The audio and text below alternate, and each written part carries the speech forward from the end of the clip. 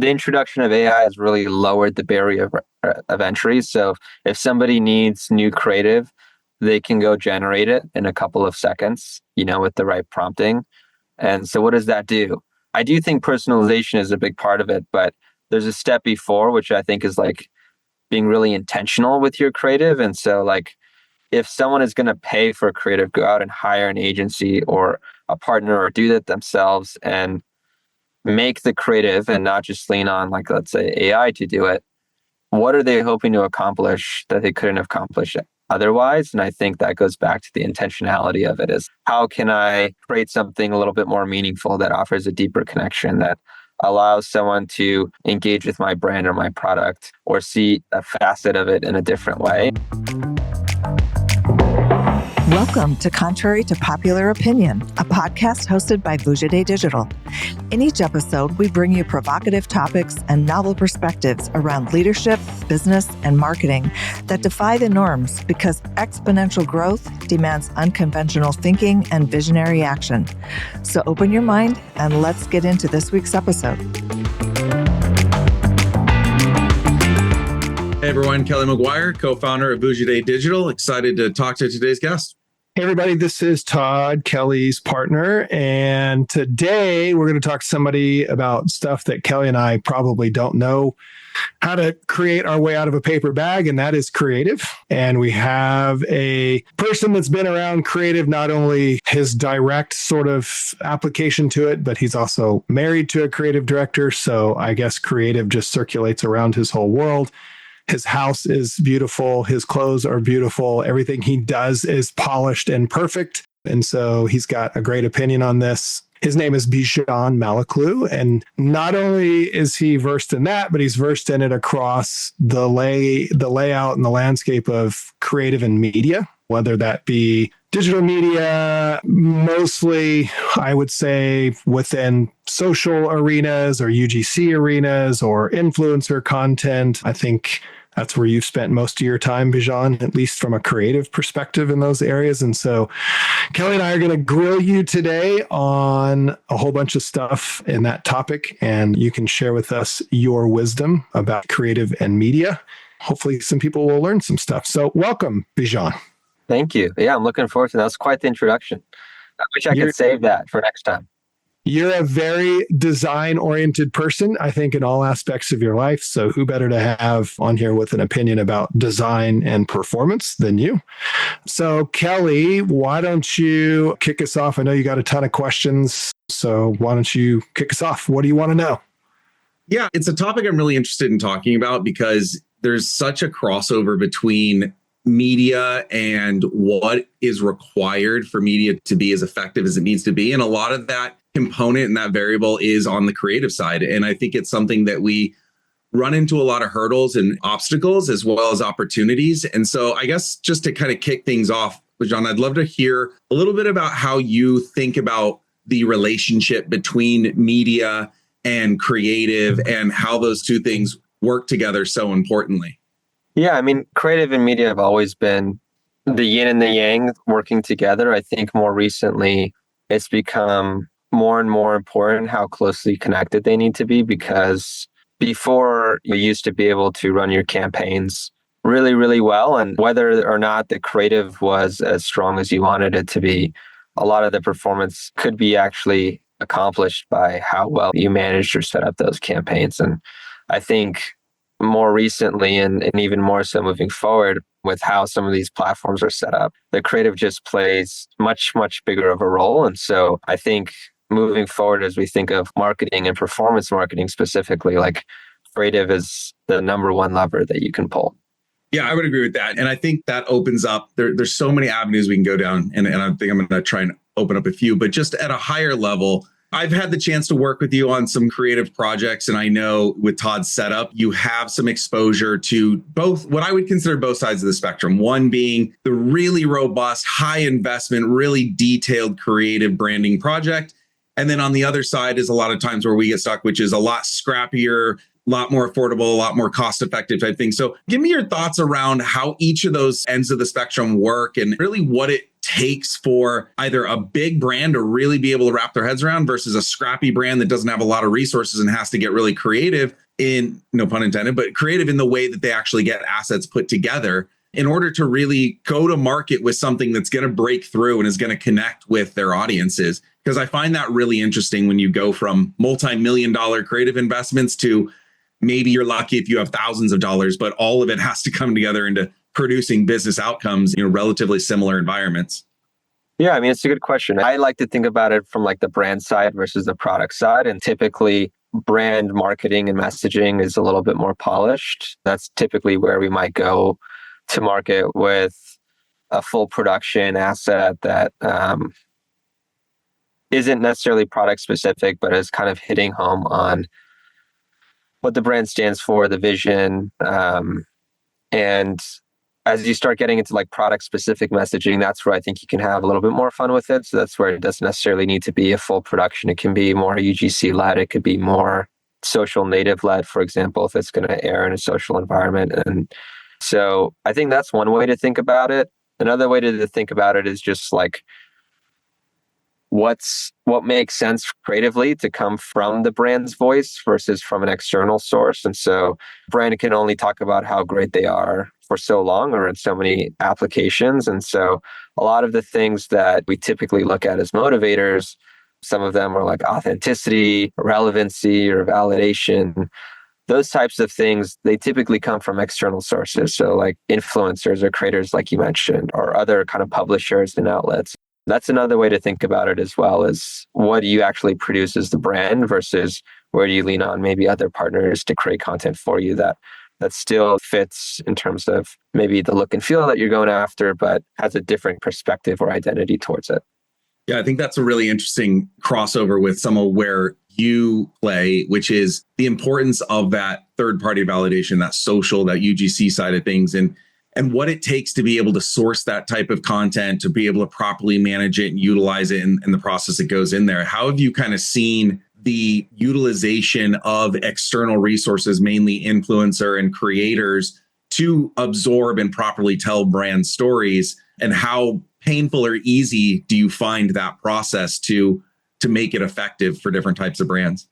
And I think this is where it started. And I think a lot of times we get stuck thinking about it in this way, but thinking about like influencers and creators as what's the organic value that they can drive. So a creator is going to post about our brand, like how many people did that action or bought that product from their post. And there's the whole awareness conversation and their reach and their following and all that engagement side too. But I think that's still kind of not outdated, but a more traditional way to look at it. I think more of where we've seen a lot of traction more recently is how can the creators bring something to the table that I as a brand can't? And so that goes back to like, what are the things that they can do as far as incentivizing or motivating a customer or a client that as a brand I can't do or is harder for me to do. And so when we typically look at those kinds of partnerships, we're usually looking at it as a way to engage with our audience in a different way, in a way that is going to provide some sort of takeaway that we're not currently getting across in our messaging.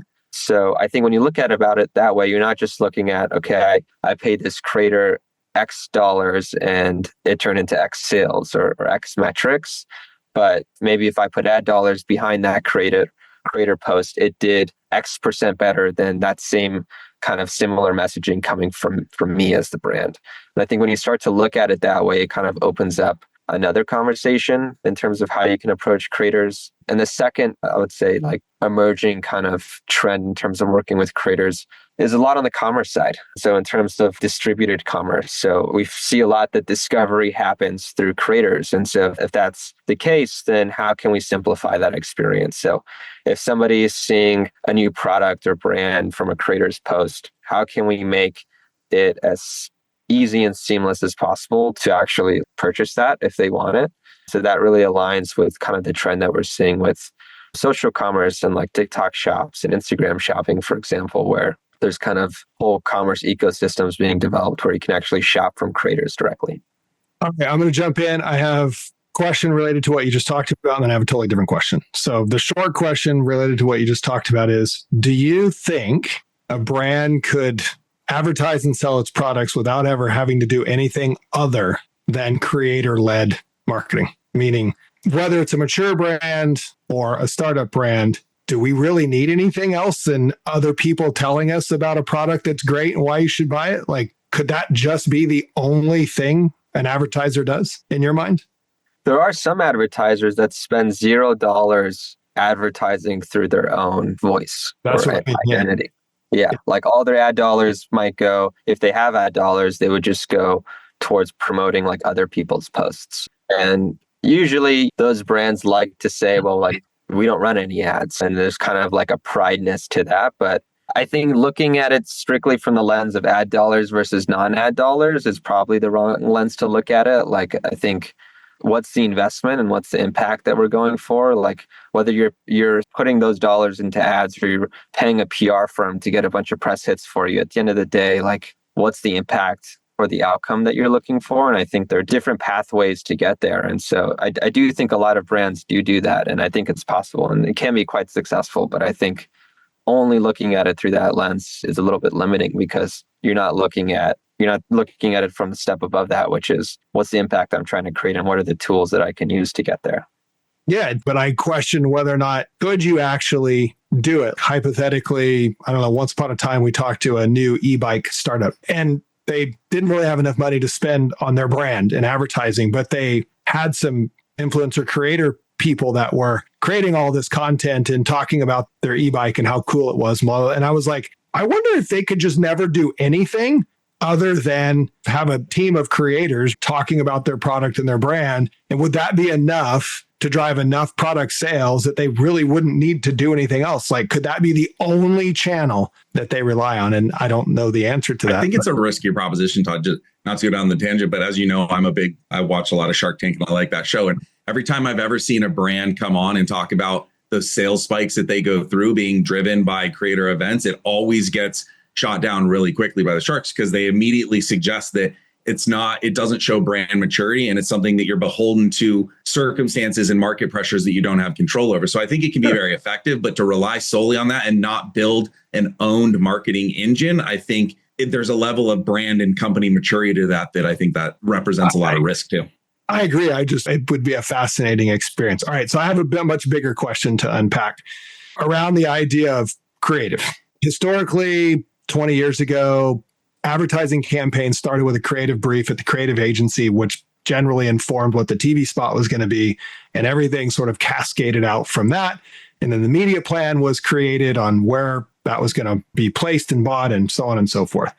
Now, I think things are different. I think data almost comes before the creative brief or should. And so my question to you is how much legacy research, persona development, all of these other things need to go into thinking about creative and developing creative versus looking at data first and going, well, the data already says this, so we should wrap the creative around that and then go to market with that. I struggle with how much of the legacy creative process still exists or needs to exist in the world that we're in now, where there's so much data available that you can sort of mine that data in advance of trying to like the old days, creative directors would be like, well, we think our product or brand is this and our value prop and our USP is this. And so we're going to create a commercial that shows people doing it. Like it was a lot of times it was just what they thought was cool. And it really wasn't anchored in maybe more real-time data or things like that. So I guess the big question is, how does creative get created today and in what you would think are the best case scenarios?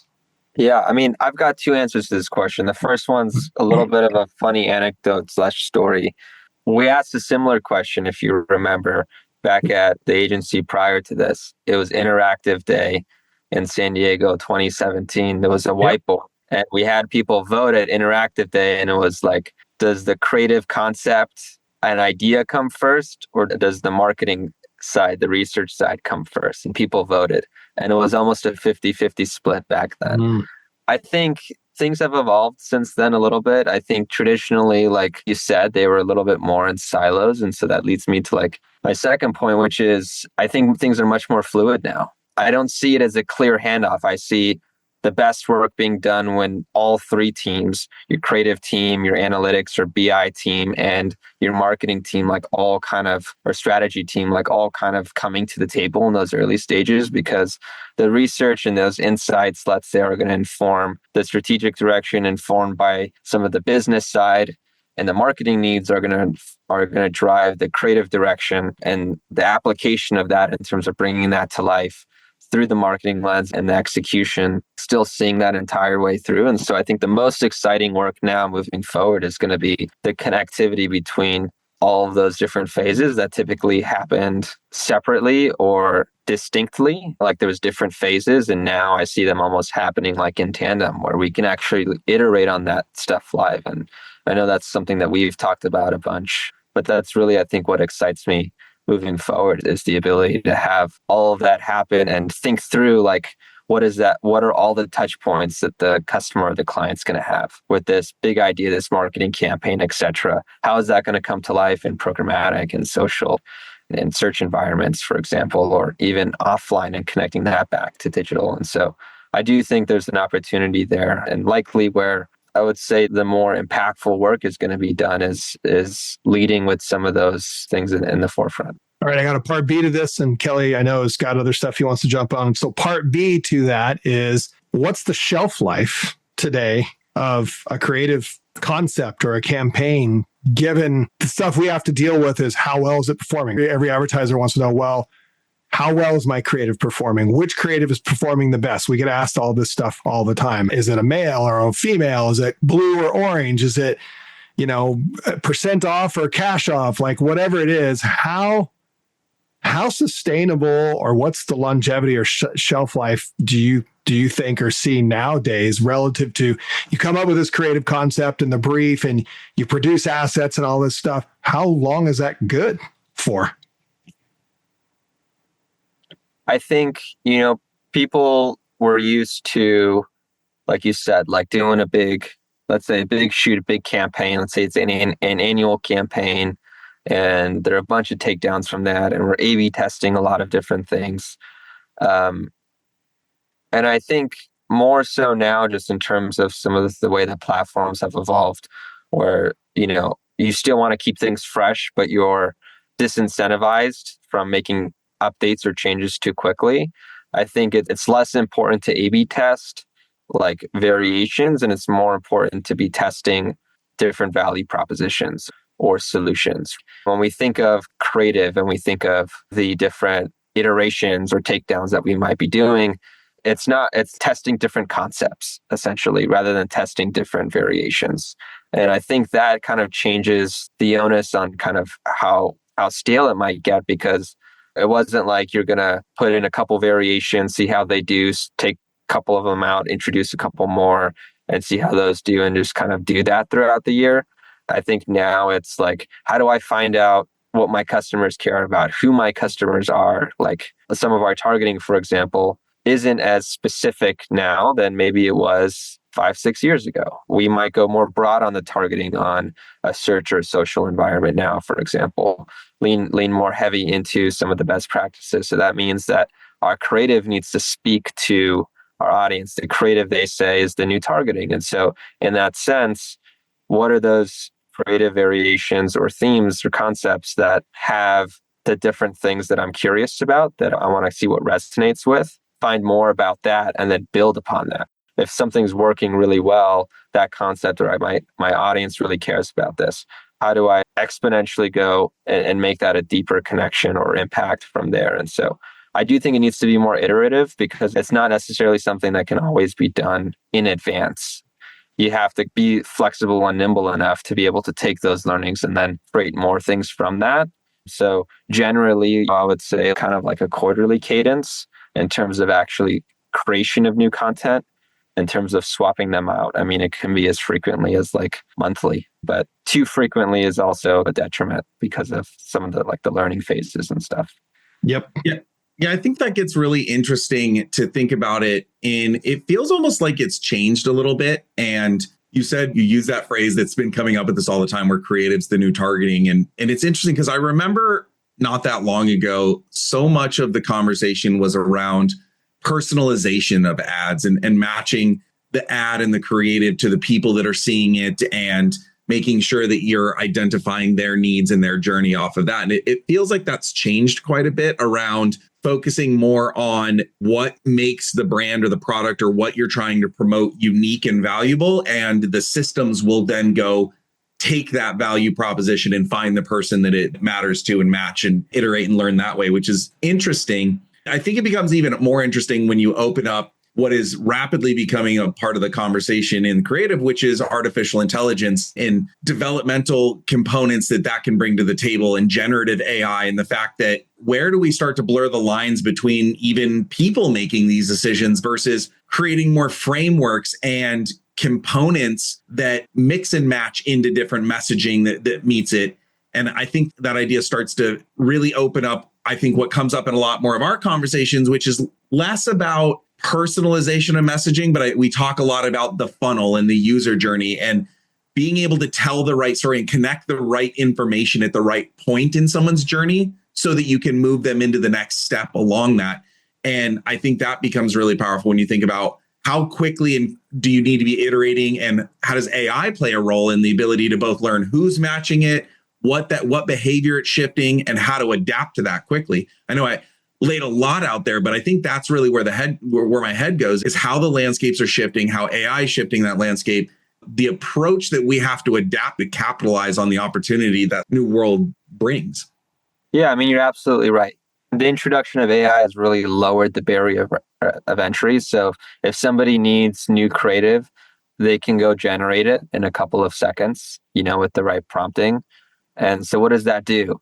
I do think personalization is a big part of it, but there's a step before, which I think is like being really intentional with your creative. And so like, if someone is going to pay for creative, go out and hire an agency or a partner or do that themselves and make the creative and not just lean on, like, let's say AI to do it. What are they hoping to accomplish that they couldn't have accomplished otherwise? And I think that goes back to the intentionality of it, is how can I create something a little bit more meaningful that offers a deeper connection, that allows someone to engage with my brand or my product or see a facet of it in a different way. And so when you start to look at it through that lens, I think our obligation or our objective from a creative or even a marketing perspective changes, and it creates the connection between creative and marketing even more so, because it's not just about creative for the sake of creative now. If it was, you could probably generate it. Creative is serving a purpose, and we can validate a lot of that through the marketing side. Okay, follow up to that. Again, sort of legacy ways. Maybe people are still doing it this way, but we used to use focus groups a lot, right? To test creative, to see if the look and feel and the message and those kinds of things would resonate, that would validate a concept or something. So in your experience right now, with everything from UGC to just brand created creative to AI generated creative, what sort of metrics or other key performance indicators do you believe are worthy of knowing how creative is actually working and resonating with people? Because a lot of times now, I'd argue focus groups, those kinds of things don't get done in advance, right? We just come up with something, we push it out and we test it. So what are you looking for relative to the creative and maybe even the media side of things, the distribution side, for how do you judge it, right? Because a lot of clients always ask us, well, how do I know if it's the creative or the media or which one's working better? So any thoughts on that? Yeah, I think there's a couple ways you can think about that. There's, to your point, there's like, we've created a bunch of things. We think they're all great. We don't know which one people like more. Let's test it, right? And that's kind of traditionally what we were talking about. Let's run them all and see what sticks. We have some ideas and we want to get some insights into what might resonate the most, what are people responding to the most before we go out there. And so I love the idea of lift studies and like holdout opportunities there, where we can really kind of have a controlled kind of test and learn environment. But I do think even before like getting to that stage, there's an interesting idea of what do people actually care about, gathering the insights and the learning. And so like you used to think of like focus groups where you have a bunch of questions set and people respond to them, or there's a program for it. I think the most exciting thing now, if you look at some of the the platforms that exist now is they're even AI led. And so there's like this group think component to it where it takes responses from these people and it asks other people what they think about it. And it kind of creates and morphs this perspective. If you're a healthcare company and you want to know like what are the things that are most valuable to people, you can do something like that and then uncover insights that like you would have never thought about. So you're not validating things you already thought about. It's like creating novel concepts from source from the community on what they care about. And then that informs what you end up creating. And I think that is a really interesting kind of direction for things to head in, because it's almost like you're able to get that info up front and validate that before you even start creating.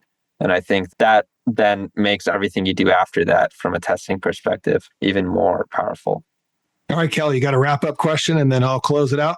Yeah, I mean, I think we've said a lot here, and I think it's really important that we've highlighted the importance and the relationship that exists. And so where it takes my head is, how do you see all of this really coming to life? What does it take to do this the right way in the new world, particularly as it pertains to the roles that the media resources or a creative shop or a creative team and the client themselves all have to play? Like, how do they work together? How does that value come together? Who's responsible for poking and prodding and pushing the envelope? Or what does communication have to look like, or collaboration have to look like for a really good working environment to take advantage of this and not have it be fragmented and sort of disconnected in your mind or your experience? Yeah, I mean, I go back to the promise or the relationship that we have with a lot of clients, which is we're really diving into the business side of things to figure out what do they really need. There's what they're looking for, and then there's a step back from that, which is like, well, how did they get there? What's going to actually provide the most impact or value to their business at the stage that they're at? What that morphs into is that, like, when we're working with clients, we're providing solutions rather than services. And that solution can be an investment in a lot of different areas. It could be in their paid media, it could be in something else. And so looking at the creative investment and the media investment, in my opinion, separately is counterintuitive to what they're trying to accomplish with the outcome that they're looking for. So I think the way that we're going to be looking at things moving forward is more of a holistic investment. And if we can look at it as a holistic investment, then we can start tapping into these different solutions or services simultaneously to accomplish that outcome. So if a client came to us with a media budget of $1 million, for example, we can figure out the percentage of that we need to actually put into creative optimization or production or assets to actually make our media perform 10, 20, 30% better, or vice versa. So I think looking at it as the holistic investment rather than this is my budget for creative, this is my budget for media or marketing, I think is moving forward, because ultimately they're both trying to accomplish the same outcome. And if we can bring those two pieces together and iterate on them in real time, then we're going to be able to make both of them work more fluidly and seamlessly, and it'll be a more connected experience. So says you. So you just told all the creative and media shops they all need to come to the sandbox together and play nice. That would be great to see. Hope that happens. And I honestly, maybe they don't. And then we can just have that as our value proposition, our superpower. Yeah. Well, we all know that the three of us do this on a daily basis. We contribute to creative roundtables and strategy and collabs with our clients. They do rely heavily on our side of the equation relative to data and distribution of creative through the media channels that we specialize in. And so we're often invited to that conversation early and often. And I will agree with you that when that has happened in a group collaboration at a very early stage, we see the very best business outcomes of those investments. And so I think that's the proof in the pudding. Don't need to say anything more about that. Thank you for all of your creative wisdoms. I'm sure this is what you get to learn a lot of from your experiences in the social arenas, and certainly being married to a creative director, I bet you get a lot of exposure to how the proper world of creative is to be done. So I'm going to wrap up, and I'm going to ask you a question that I always ask Kelly, or for the most part, try to always remember to ask Kelly, since we're talking about creative. Can you remember the very last ad that you saw? Oh, yeah. See how good advertising works? Every time I ask somebody this question, they stop and go, huh. No, can't remember. The last ad that I actually saw, or the one that I resonated The with? last ad that you can remember, the last ad that captured your attention and you can remember and recall right now and say, I just saw an ad recently for something and it caught my attention. You're going to love this. It was Oobly. Hey. I'm getting hammered by our Oobly ads everywhere. Some So chocolate. Tracy, if you're listening to this, shout out to you and to Oobly. But yeah, all over Hulu and Netflix and YouTube, like all of our environments, which is really They want cool. you to buy their Valentine's chocolate. It's Valentine's Day. That's right. Well, listeners, go out and buy some Oobly chocolate because it's pretty darn good. Thank you, Bijan. It's always fun to talk creative with you. It's a conversation and a subject matter that we are going to continue to put more to the forefront of what we do at Vujade, because I think we're learning that media, we just can't be responsible for just the media distribution part of things if we don't have a play on the creative side and the performance creative. We're just not able to fully complete sort of the full investment strategy and really produce the best business outcomes. So I love the fact that there's more of this happening and more to talk about. Thanks for sharing today. And we'll have you back on again soon, probably to get maybe more into generative AI and creative and how that is impacting or upending a lot of what's going on out there. So I think there's more to talk about there. Thanks for joining, and we'll talk to you again soon. Yeah, I'm looking forward to it. Thank you. Thanks for listening to Contrary to Popular Opinion, where we challenge you to think independently, push the limits, and take uncommon action so you can achieve game-changing results in your business and your life. To stay up to date with our latest episodes, be sure to click the follow or subscribe button now. Thanks again for listening. See you next time.